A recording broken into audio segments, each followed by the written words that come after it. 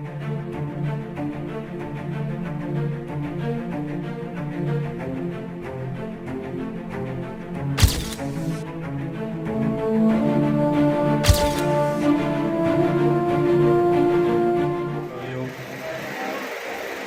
ਦੇ ਮੁੱਖ ਮਹਿਮਾਨ ਸਰਦਾਰ ਦਲਜੀਤ ਸਿੰਘ ਜੀ ਵੜਿੰਗ ਸਾਹਿਬ,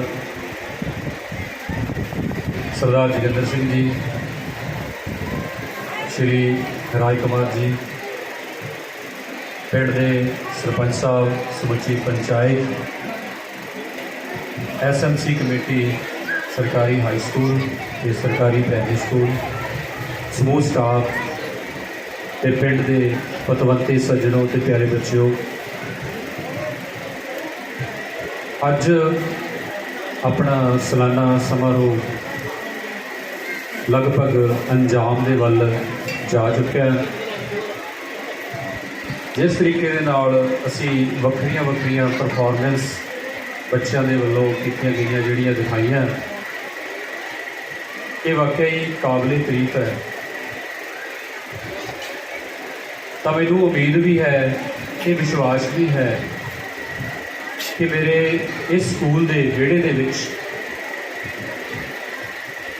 बच्चों दियां इन्हां किलकारियां दे नाल भावें वह सभ्याचारिक, भावें वह एक ताने दे नाल साडे समाज दे विच फैलियां होईयां कुरीतियां उन्हां ते चोट लाई है, तो साडे जिहड़े हार्ड हिरदे है, सख्त दिल साडे हो चुके हैं साडे समाज दे विच। इन्हां बच्चों ने उन्हां उपर चोट लाउण की कोशिश की है, तो वक्रे वक्रे जिहड़े रंग असीं देखण नूं सानूं मिले है, उन्हां ते असीं जरूर सोचांगे, विचार करांगे। तो मैं प्रोग्राम के अखीर दे विच सारे आए हुए मेहमानां दा, पिंड की पंचायत का, पिंड के सारे ही पतवंते सज्जनों का, मातावां का, भैणां का बहुत बहुत धन्यवाद करदा है। दिल दीयां गहराइयां चों तुहाडा शुक्रगुजार है कि तुसीं अपना बेशकीमती समा कढ के साडे इस छोटे जिहे सद्दे दे उपर स्कूल के विहड़े दे विच अपनियां रौनकां लगाईयां ने। तो जिस तरीके दे नाल वख-वख बुलारियां ने सरकारी स्कूलों दे विच मिल रही सहूलतां नूं या फिर इत्थों की एजुकेशन सिस्टम नूं दस्सिया है, ये बिल्कुल दुरुस्त है। साडे सामने साडे रिटायर्ड ऑफिसर साहबान बैठे ने, उस समय के स्कूल ये अज दे जमाने के स्कूल जिहड़े है वो वाकई एक बहुत ही वड्डी गल है, देन है अज दे स्कूल जिहड़े बच्चों के विच इन्नी प्रतिभा भर रहे। पहला स्कूलों के विच मैनू नहीं लगता, मैनू आप नूं याद है कि मैं जो सरकारी स्कूल के विच पढ़दा सी तो सानूं बैठण वास्ते मैनूं लगदा घरों बोरियां ले जाणियां पैंदियां हुंदियां सी, गट्टे ले जाने पैंदे हुंदे सीगे। तो स्कूल के विच दरख्त नां की कोई चीज़ नहीं होंदी सी, चार दीवारी नां की कोई चीज़ नहीं होंदी सी। असी कमरियां की छां दे विच बैठ के, एक साइड ते छां आ जानी, कमरे भी चाहिए नहीं होंदे सी। तो हुण देखो भी किन्ने हालात चेंज हो चुके। जेकर मैं आपदे इस स्कूल की गल करा तो जिवें साडे कोल अनमोल हीरे है स्कूल के, श्री तरसेम जी, जिन्हां दा मैं कई बार जिक्र करता हूँ कि ये पिंड उन्हां दा देन जिहड़ा है वो सारी उम्र नहीं दे सकता, क्योंकि इस इंसान ने मैं हमेशा मैनू 1.5 साल वांगू इत्थे हो चुका है। मैं जुझारूपण दे विच ही देखिया ना, सवेरे भी 5 बजे आउंदे आ।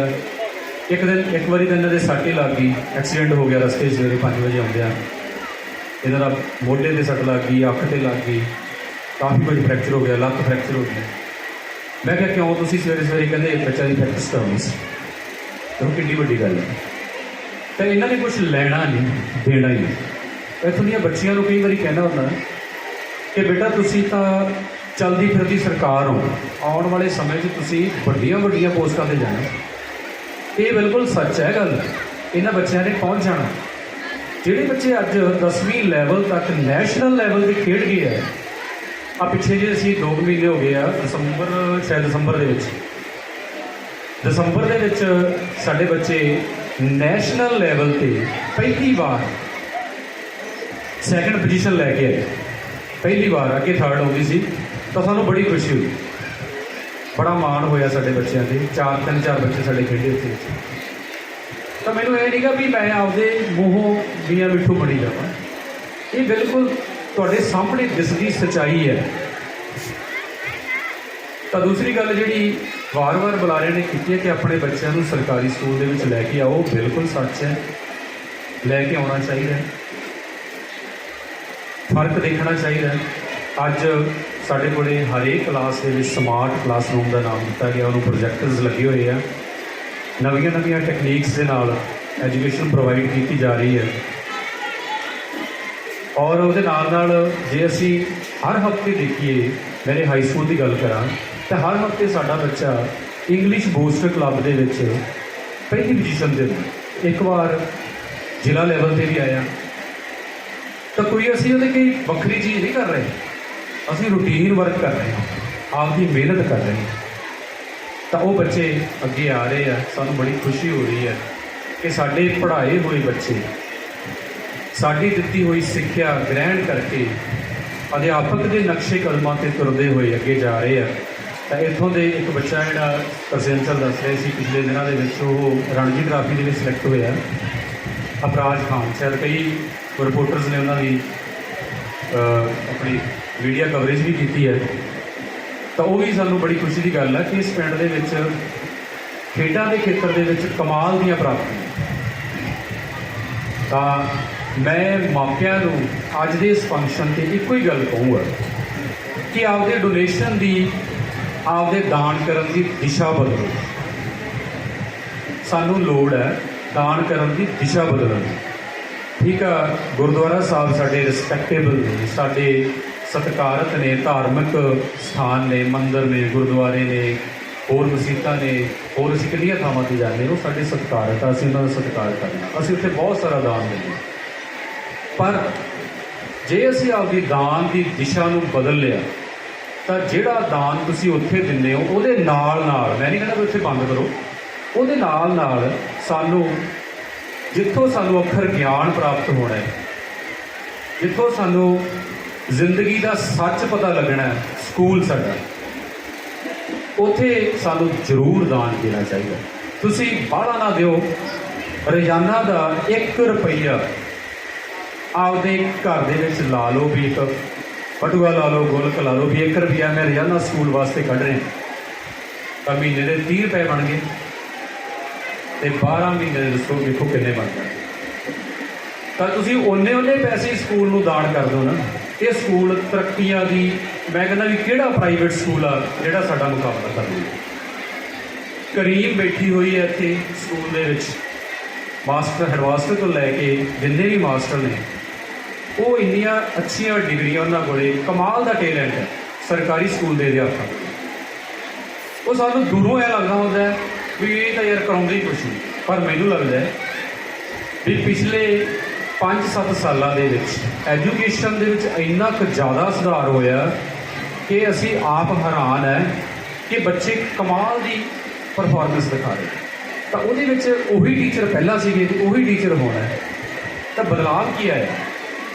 ਸਿਰਫ ਤੇ ਸਿਰਫ ਉਹਨਾਂ ਦੇ ਵਿੱਚ ਮੋਟੀਵੇਸ਼ਨ ਦੀ ਭਾਵਨਾ ਭਰੀ ਗਈ, ਅਧਿਆਪਕਾਂ ਨੂੰ ਉਹਨਾਂ ਨੂੰ ਪੜ੍ਹਾਉਣ ਦਿੱਤਾ ਗਿਆ।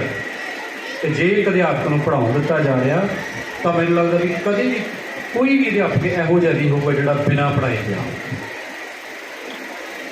ਤਾਂ ਸਾਡੇ ਦੋਨੇ ਸਕੂਲਾਂ ਦੇ ਸਾਰੇ ਅਧਿਆਪਕ ਸਾਹਿਬਾਨ ਬੜੇ ਹੀ ਜ਼ਿਆਦਾ ਮਿਹਨਤੀ ਹੈ। ਮੇਰੀ ਤੁਹਾਨੂੰ ਸਾਰਿਆਂ ਨੂੰ ਗੁਜ਼ਾਰਿਸ਼ ਹੈ ਕਿ ਆਪਣੇ ਬੱਚਿਆਂ ਦੇ ਚੰਗੇ ਭਵਿੱਖ ਵਾਸਤੇ, ਦੇਖੋ ਇੱਕ ਹੁੰਦਾ ਵੈਸੇ ਹੀ ਅਸੀਂ ਐਜੂਕੇਸ਼ਨ ਪ੍ਰਾਪਤ ਕਰ ਲੈਣੀ, ਸਾਡੇ ਦਿਮਾਗ ਦੇ ਵਿੱਚ ਗੱਲ ਹੁੰਦੀ ਹੈ ਕਿ ਸਾਡਾ ਬੱਚਾ ਪੜ੍ਹ ਜੇ ਅਤੇ ਇੱਕ ਚੰਗੀ ਨੌਕਰੀ ਮਿਲ ਜੂਗੀ, ਇੱਥੋਂ ਤੱਕ ਹੀ ਸੀਮਤ ਹੁੰਦੇ ਆ। ਮੈਂ ਕਹਿੰਦਾ ਵੀ ਜੇ ਇੱਕ ਬੱਚਾ ਪੜ੍ਹ ਜੇ ਨਾ ਤਾਂ ਇੱਕ ਚੰਗਾ ਇਨਸਾਨ ਬਣ ਜੇ, ਤਾਂ ਉਸ ਤੋਂ ਵੱਡੀ ਨੌਕਰੀ ਤੋਂ ਵੀ ਵੱਡੀ ਚੀਜ਼ ਹੁੰਦੀ ਹੈ। ਤਾਂ ਮੈਨੂੰ ਲੱਗਦਾ ਵੀ ਅਸੀਂ ਵੀ ਸਾਰੇ ਸਰਕਾਰੀ ਸਕੂਲਾਂ ਦੇ ਪੜ੍ਹੇ ਹਾਂ, तो मैनूं लगदा भी जिन्ने भी इत्थे बुलारे हुण तुहाडे सामने बोल के गए आ सारे ही सरकारी स्कूलों में पढ़े आ ते किन्नी काबलियत है इन्हां अंदर, किन्नी कला, किन्नी लियाकत आ बोलण दी, किन्ना सच है इन्हां दे अंदर। मैं नहीं कहता प्राइवेट स्कूल वाले माड़े हैं, बहुत अच्छे है, वो भी साडे भरा ही है, वो भी टीचर है, पर उत्थे वो टीचर जाता है जिन्होंने सरकारी नौकरी प्राप्त नहीं हुई। इस करके सारे सूझवान मापिਆਂ ਨੂੰ बेनती है कि अपने बच्चों के चंगे भविख वास्ते अपने बच्चों को साडे इस स्कूल दे विच जरूर दाखिल कराओ ताकि तुहाडे बच्चों का भविख संवर सके, वो आपकी जिंदगी दे विच अपने पैरों पर खड़े हो सकन। अखीर दे विच मैं सारे आए हुए मेहमानों का, सारे पिंड वासियों का, बच्चों का, सारे स्टाफ मैंबर साहिबान का और खास तौर पर श्री तरसेम कुमार जी का जिन्हों की योग अगवाई सदका अज ये फंक्शन जोड़ा संपूर्ण होया है, उन्होंने बहुत बहुत धन्यवाद।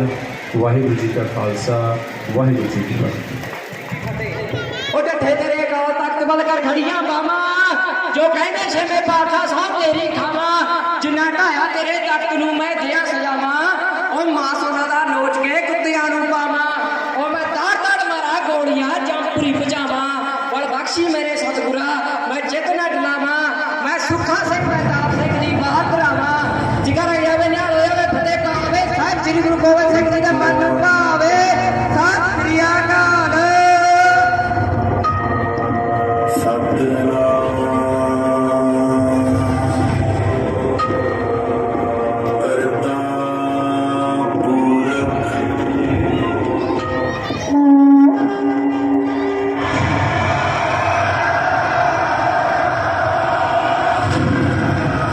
मुझसे कहा था कि तुम गुलाम हो। हिंदुस्तान की मिट्टी से डरपोक पैदा होते हैं। आज जवाब देने का वक्त आ गया है।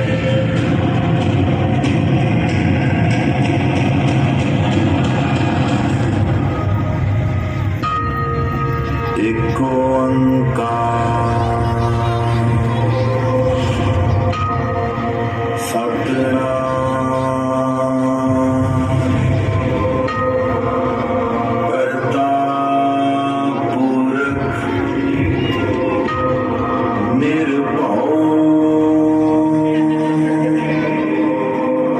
वाला काम है तो बताओ साहब जी, हम यहाँ इन पठानों से लड़ने आए हैं, इनकी मस्जिदें बनाने नहीं। जब लड़ने का वक्त आएगा तब लड़ेंगे, अभी तो रब का कार बनाने का वक्त है।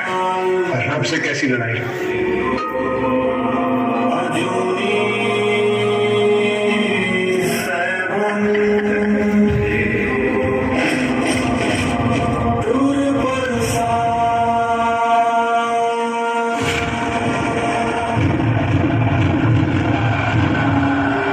कम से कम 10,000 हैं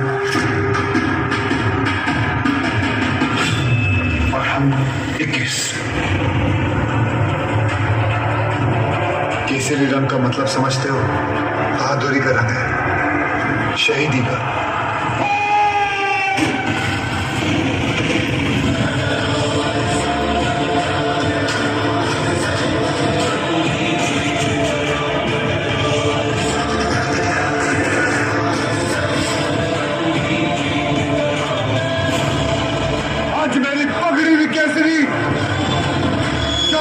मेरा लहू भी केसरी और मेरा जवाब भी केसरी। आज तीनों किले हमारे हाथों में और इन किलों के सारे सिक्कों के पगड़ियां हमारे कदमों में।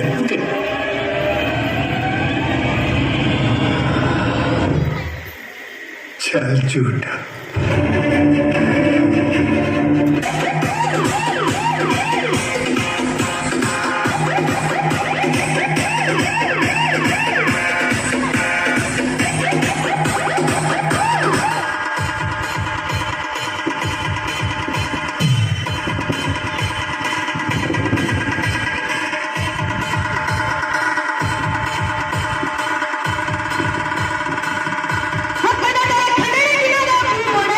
आज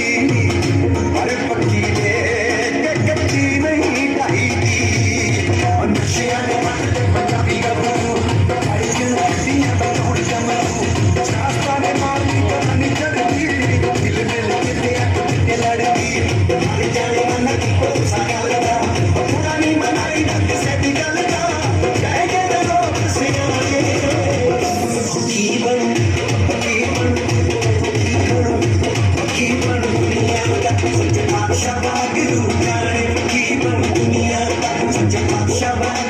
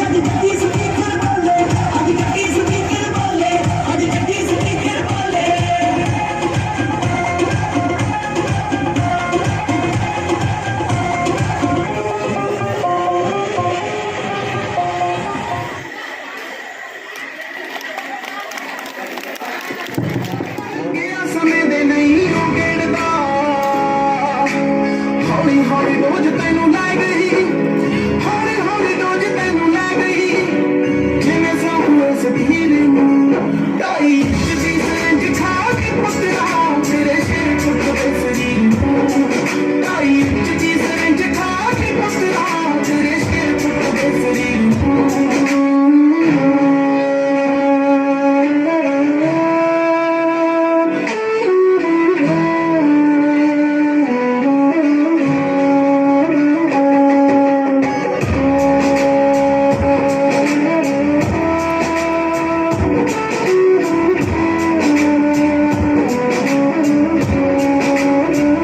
तेरी अजनम कर गया बदनाम ओ तेरी की सी उम्र 24 साल दी इस नाल चंगा वे तू बड़ा ही रहूगा दस किथे जावे हुण तेरे नाल दी शीशियां समय कने जो पटता है शीशियां समय कने जो पटता है हुण मौत रास्ता अखीर काई दी सरंज खा के पुत्तरा तेरे सिर टुटदे शरीर काई दी सरंज खा के पुत्तरा तेरे सिर टुटदे शरीर बेटे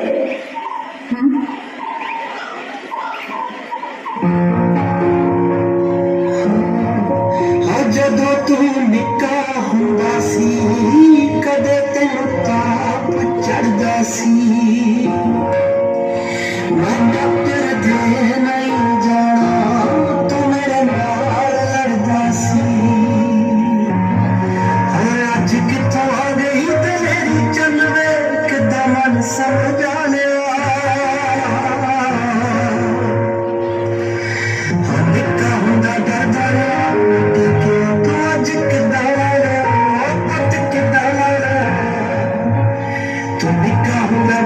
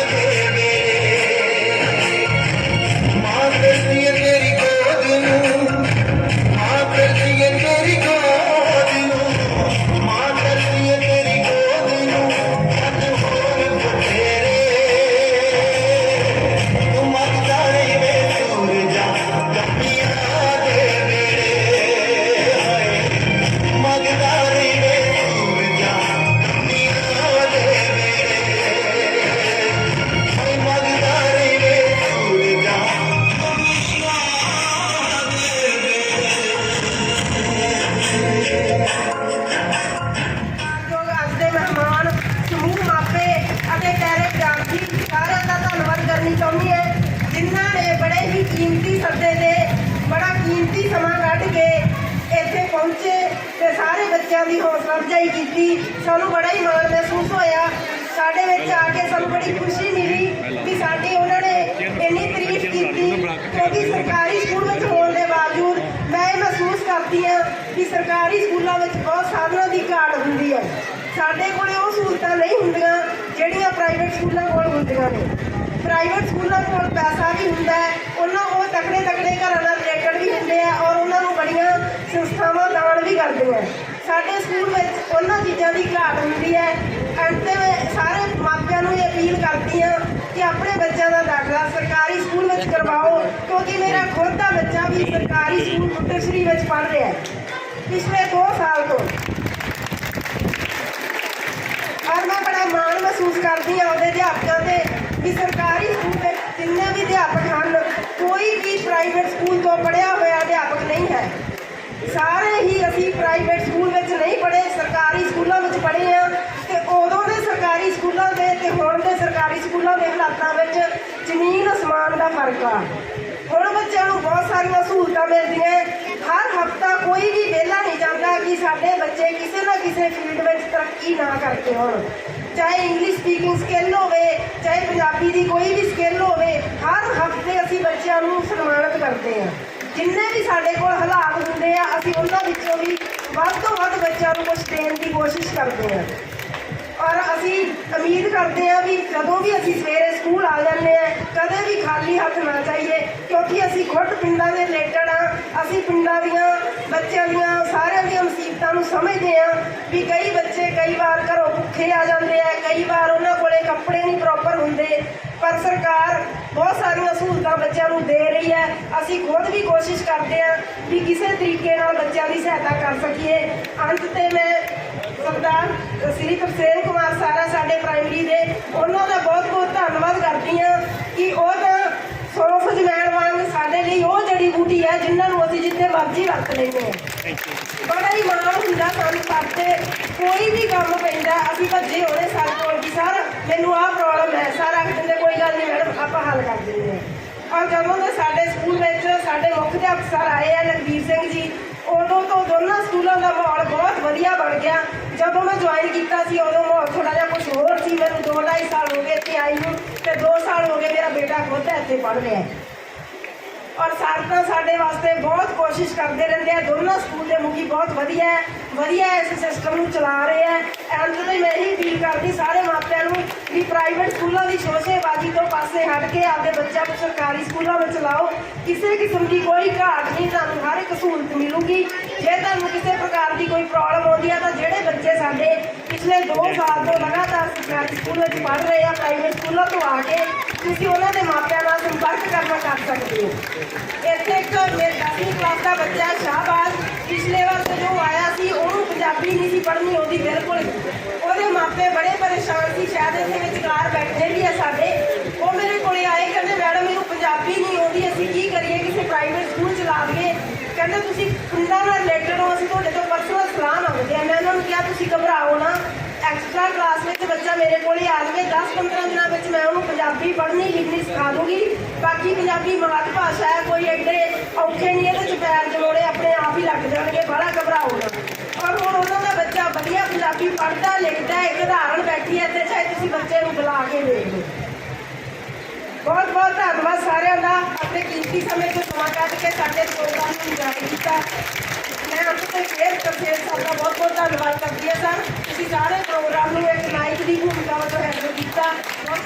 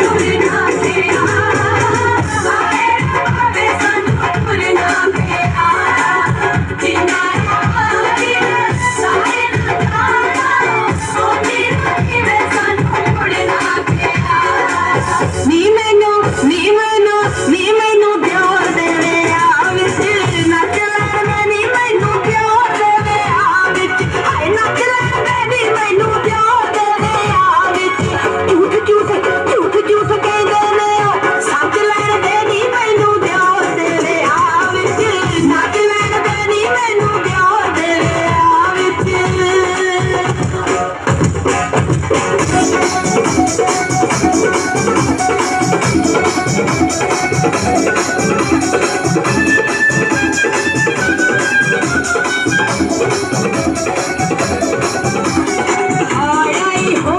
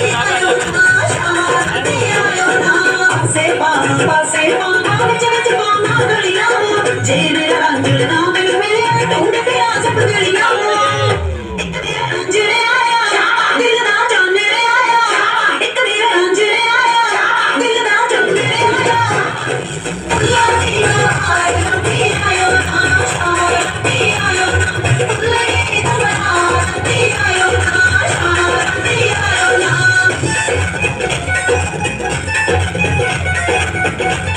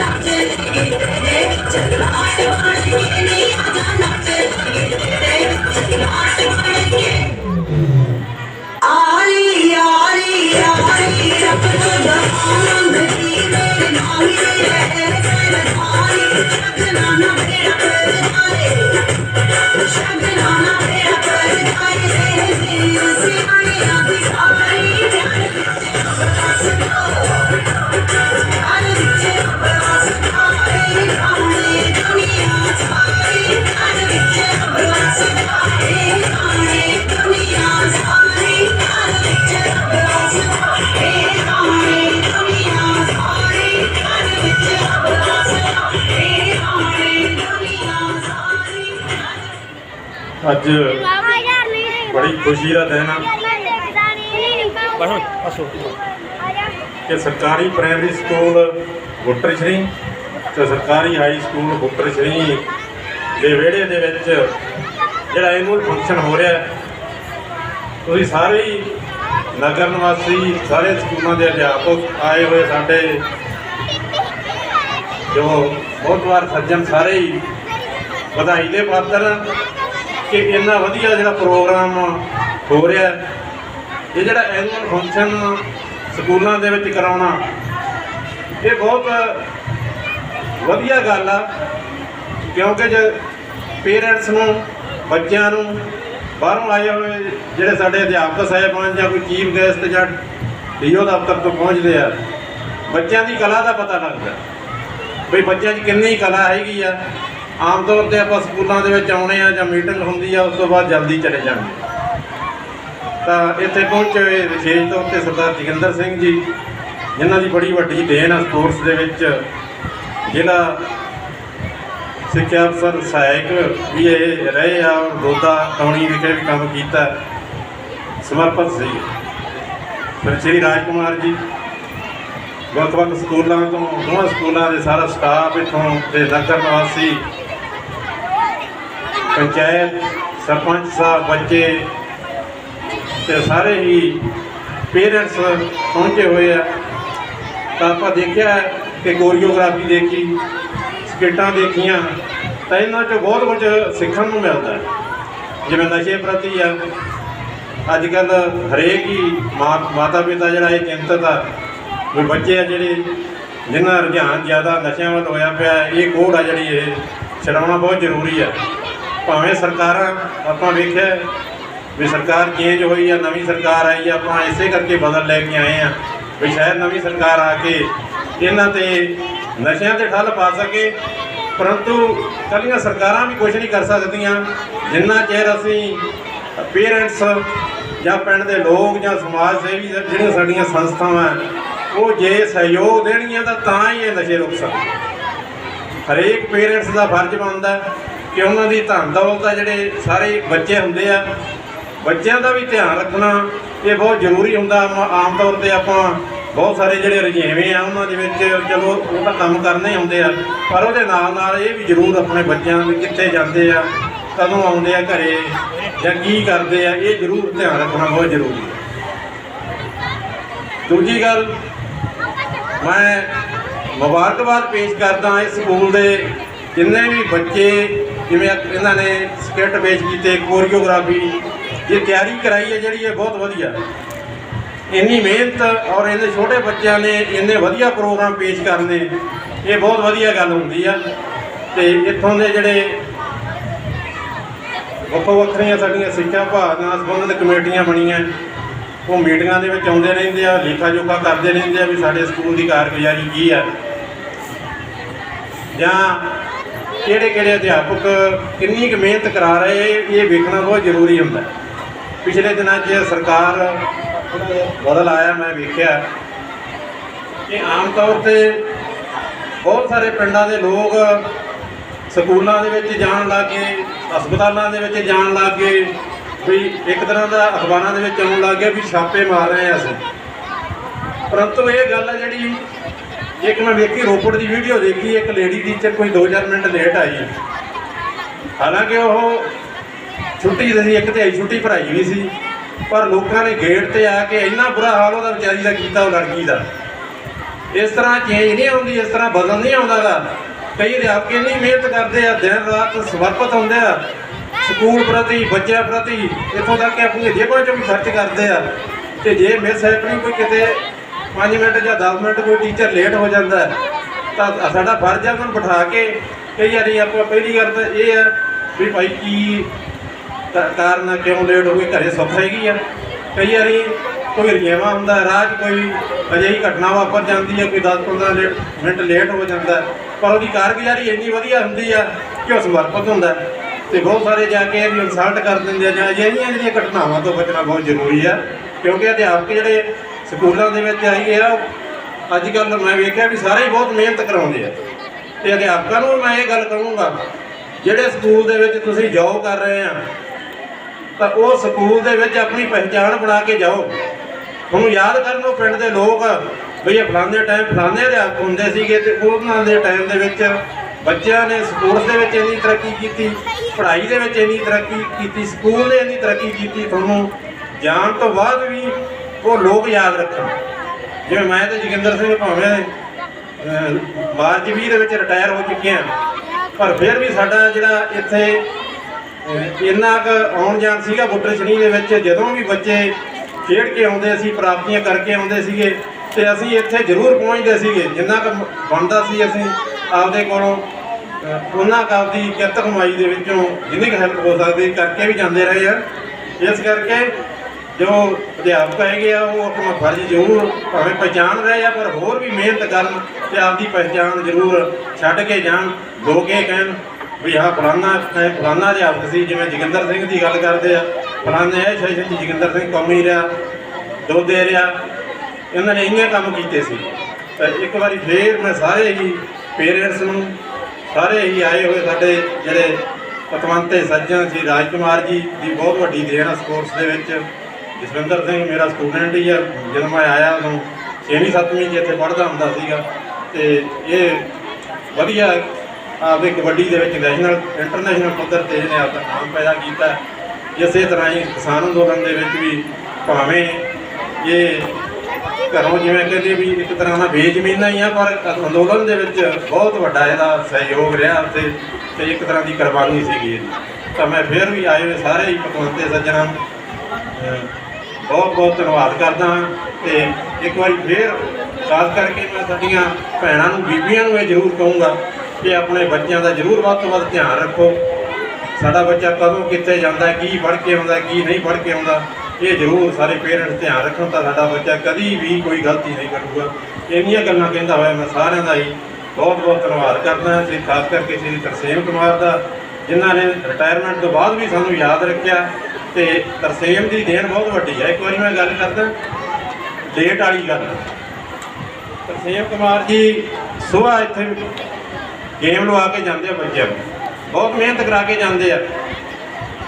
ਤੇ ਫਿਰ ਉਸ ਤੋਂ ਬਾਅਦ ਘਰੋਂ ਤਿਆਰ ਹੋ ਕੇ ਫਿਰ ਆਉਂਦੇ ਆ ਦੁਬਾਰਾ, ਕਿਤੇ 5 ਮਿੰਟ ਕਿਤੇ ਚਲੇ ਗਏ। ਹਾਲਾਂਕਿ ਪਹਿਲਾਂ ਆ ਗਏ ਸੀਗੇ, 3 ਟਾਈਮ ਆ ਗਏ, ਹਾਜ਼ਰੀ ਵੀ ਲਾਈ। ਇੱਥੇ ਕੋਈ ਲੇਡੀ ਟੀਚਰ ਸਾਡੇ ਧੂੜਕੋਟ ਦੀ ਆ, ਉਹਨਾਂ ਨੂੰ ਲੇਟ ਹੋ ਗਏ, ਉਹਨੂੰ ਛੱਡਣ ਚਲੇ ਗਏ। ਤੇ ਇੱਥੇ ਮਾਨਯੋਗ ਜ਼ਿਲ੍ਹਾ ਸਿੱਖਿਆ ਅਫਸਰ ਸਾਹਿਬ ਆ ਗਏ, ਉਹਨਾਂ ਨੇ ਕੁਐਸਚਨ ਮਾਰਕ ਲਾਤਾ ਇਹਦੇ ਖਾਨੇ। ਉਸ ਟਾਈਮ ਮੈਂ ਏਈਓ ਸੀਗਾ, ਬੋਰਡ ਦਾ ਚਾਰਜ ਮੇਰੇ ਕੋਲੇ ਸੀਗਾ। ਮੈਂ ਉਹ ਸਰ ਨੂੰ ਕਿਹਾ, ਮੈਂ ਸਰ ਐਡਾ ਆਪਣਾ ਮਿਹਨਤੀ ਅਧਿਆਪਕ ਤੇ ਤੁਸੀਂ ਕੁਐਸਚਨ ਮਾਰਕ ਲਾਇਆ ਆ, ਇਹ ਵਧੀਆ ਗੱਲ ਨਹੀਂ, ਕਿਉਂਕਿ ਪਹਿਚਾਣ ਕਰਨੀ ਬਣਦੀ ਆ। ਜਿਹੜਾ ਅਧਿਆਪਕ ਇੰਨੀ ਮਿਹਨਤ ਕਰਦਾ ਵੀ ਸੁਬਾਹ ਗੇਮ ਲਾਉਂਦਾ, ਸ਼ਾਮ ਨੂੰ ਓਵਰ ਟਾਈਮ ਲਾ ਕੇ ਜਾਂਦਾ, ਤੇ ਜੇ ਆਪਾਂ ਇਸ ਤਰ੍ਹਾਂ ਦਾ ਕੁਐਸਚਨ ਮਾਰਕ ਲਾਤਾ ਤਾਂ ਉਹ ਸ਼ਾਇਦ ਆ ਵੀ ਉਹਦੇ ਮਨ ਨੂੰ ਠੇਸ ਜ਼ਰੂਰ ਪਹੁੰਚੂਗੀ। ਪਰ ਉਹਨਾਂ ਨੇ ਕਿਹਾ ਕੋਈ ਗੱਲ ਨਹੀਂ ਦਲਜੀਤ ਸਿੰਘ, ਤੁਸੀਂ ਕਹਿਤਾ ਕੁਐਸਚਨ ਮਾਰਕ ਜਿਹੜਾ ਲੱਗਿਆ ਹੋਇਆ ਮੈਂ ਆਪਣੇ ਆਪ ਹੀ ਠੀਕ ਕਰੂੰ। ਉਹਨੇ ਠੀਕ ਕੀਤਾ। ਇਸ ਤਰ੍ਹਾਂ ਜਿਹੜੇ ਅਧਿਆਪਕ ਵਧੀਆ ਕੰਮ ਕਰਦੇ ਆ ਉਹਨਾਂ ਦੀ ਪਹਿਚਾਣ ਜ਼ਰੂਰ ਕਰੋ। ਕੋਈ 5-10 ਮਿੰਟ ਲੇਟ ਦੀ ਕੋਈ ਗੱਲ ਨਹੀਂ ਹੁੰਦੀ, ਉਹਨਾਂ ਦਾ ਕੰਮ ਜ਼ਰੂਰ ਦੇਖਿਆ ਕਰੋ। ਇੰਨੀਆਂ ਗੱਲਾਂ ਕਹਿੰਦਾ ਹੋਇਆ ਮੈਂ ਸਾਰਿਆਂ ਦਾ ਹੀ ਧੰਨਵਾਦ ਕਰਦਾ। ਵਾਹਿਗੁਰੂ ਜੀ ਕਾ ਖਾਲਸਾ, ਵਾਹਿਗੁਰੂ ਜੀ ਕੀ ਫਤਿਹ।